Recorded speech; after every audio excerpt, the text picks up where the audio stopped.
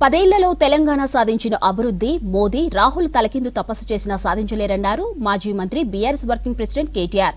ఇక 10 ఏళ్లు తెలంగాణలో అభివృద్ధి యజ్ఞం జరిగిందని చెప్పారు.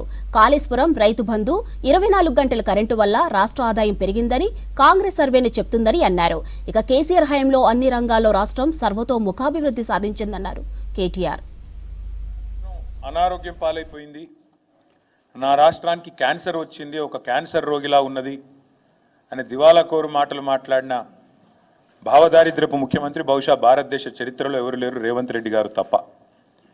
కానీ ఇవాళ అదే రేవంత్ రెడ్డి గారి మూతి మీద తన్నినట్టు, అదే రేవంత్ రెడ్డి గారి చెంప చెల్లుమనేటట్టు, అదే రేవంత్ రెడ్డి సొల్లు పురాణం అంతా తప్పు అంటూ ఆయన సొంత క్యాబినెట్లోని సహచరుడు, ఈ రాష్ట్ర ఉప ముఖ్యమంత్రి బట్టి విక్రమార్క గారు, రాష్ట్ర ఆర్థిక శాఖ మంత్రి గారు ఫిబ్రవరి 17 నాడు ఒక సమగ్ర సవివరమైన నివేదికను వారు విడుదల చేసినారు. ఇది మా కవిత్వం కాదు, బీఆర్ఎస్ పార్టీ యొక్క సొంత నివేదిక కాదు, రాష్ట్ర ప్రభుత్వం సాధికారంగా విడుదల చేసిన నివేదిక.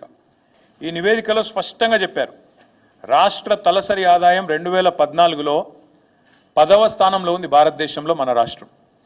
రాష్ట్రం ఏర్పడ్డ నాడు, తెలంగాణను మాకు కాంగ్రెస్ అప్పచెప్పినాడు, ఆనాడు 10వ స్థానంలో తలసరి ఆదాయంలో ఉన్న మన తెలంగాణ ఈ నివేదిక ప్రకారం ఇవాళ నంబర్ 1 స్థానంలో ఉంది. మేము ఇచ్చిపోయినాడు 2022-23లో వీళ్ళకి అప్పచెప్పిపోయినాడు, నంబర్ 1 స్థానంలో ఉంది అని చెప్పి ఇదే నివేదిక చాలా స్పష్టంగా కుండబద్దలు కొట్టింది.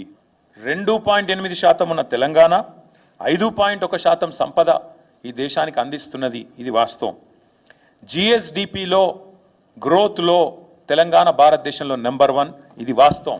నీకు రాజకీయపరమైన కక్షల సెటిల్మెంట్ తెలుసు తప్ప రాష్ట్రాన్ని ఎట్లా ఆర్థికంగా బాగు చేయాలన్న సోయి నీకు లేదు.